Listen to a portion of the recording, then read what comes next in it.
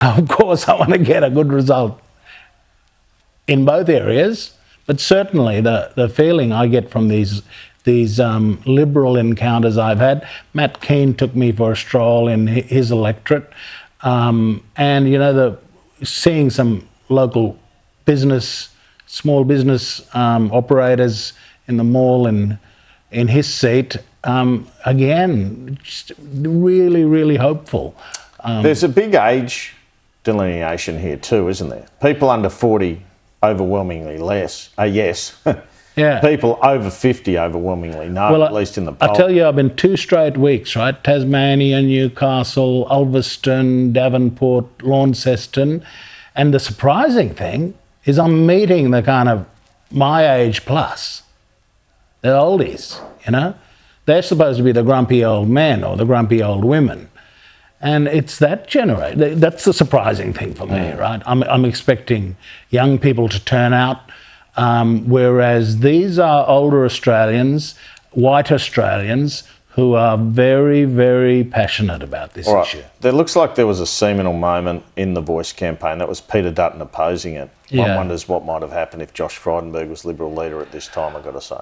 Oh, it would have been great to be bipartisan, and I sweated blood to try and get that outcome. I always said it needs Nixon to go to China. We need a Conservative leader to lead on this, and I put all of my eggs in that basket for 15 straight years, ever since John Howard started this. John Howard's got a different position now, but when we win this referendum, I will go to his front door and say thank you to him for having had the courage in 2007 for putting this on the agenda. We needed a Conservative to put this on the agenda. Yeah. I'm just really disappointed that we can't get bipartisanship in this. But Andrew, the crucial thing the public need to understand, this is not a federal election.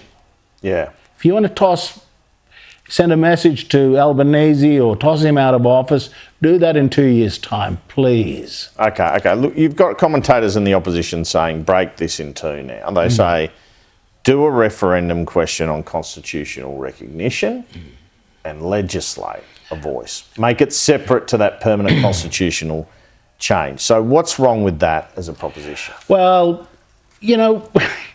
the no side keep generating propositions like that. It's like, we're never gonna get this we're never gonna get this adopted by a government. Well, we did. We're never gonna get this through the Parliament. We did. We'll never get consensus amongst Indigenous people. We did at Uluru. So every time people have told us this has got a snowflake's chance in hell of getting up, we've ticked all the boxes. We're now out of the Parliament. That's behind us now. It's no use kind of retrospectively trying to retrofit some kind of other pathway. Andrew, what's got to be understood here? No is the default position in Australia. We've been no for 250 years. 1788, 26 January, no. The switch was on no. 1901, when we formed the Federation, the switch was on no.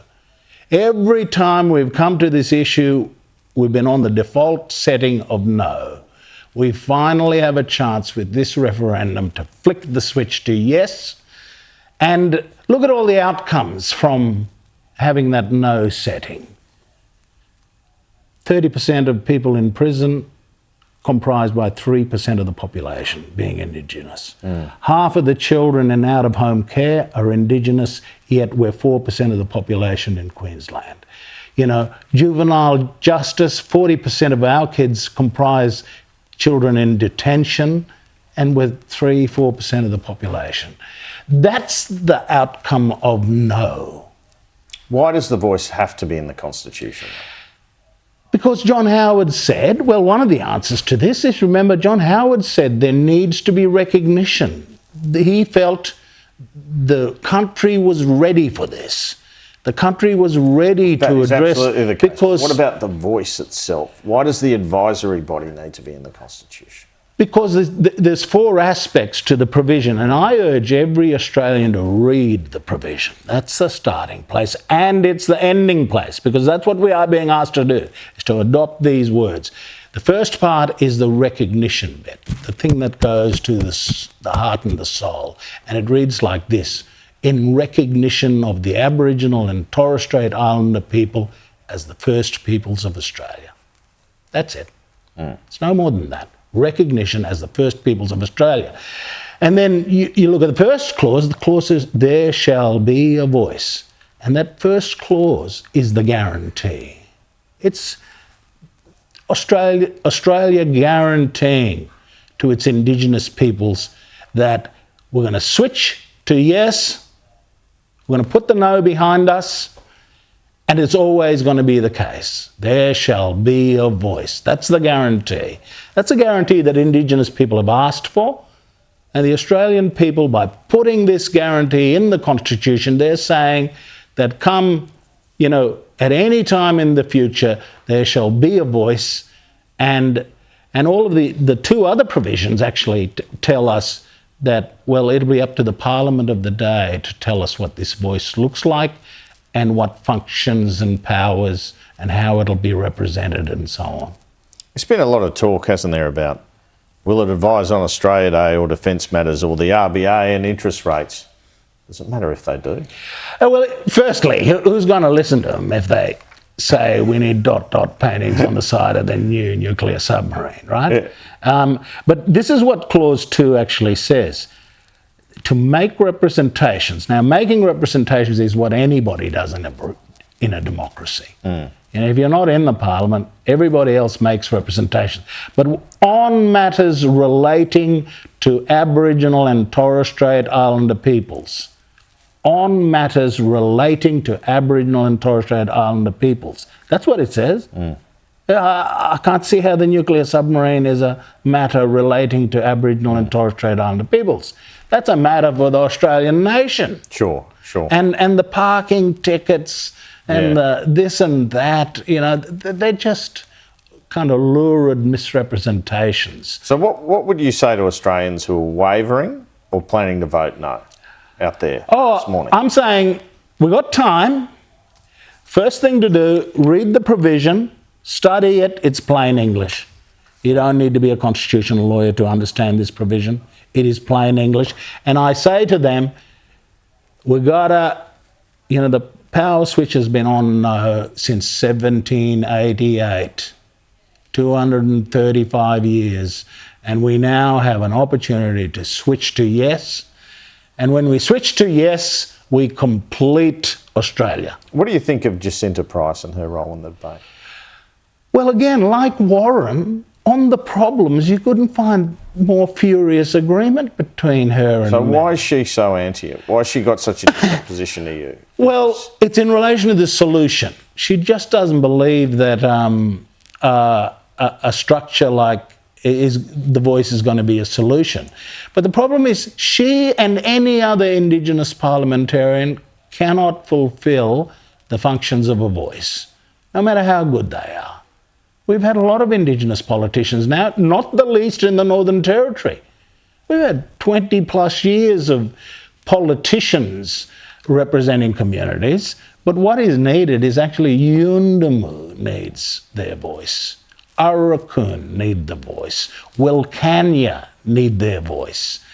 And, people like me and Warren says we already got a voice. I'll speak for them. Well, there's a limit to that. So are they elected or appointed, do you think, if it gets through? Well, the work that was done by Tom Calmer and Marcia Langton tells us that in some places there'll be a vote. In some places, like Arnhem Land, and there'll be traditional structures that are already there. We've got to give them the ability. Regional voices feed up to a national voice. And to feed up to a national voice. If the referendum fails, should the government seek to legislate it anyway? Well, I don't know the answer to that. We'll deal with the result on the day. But I just think the power switch will still be no.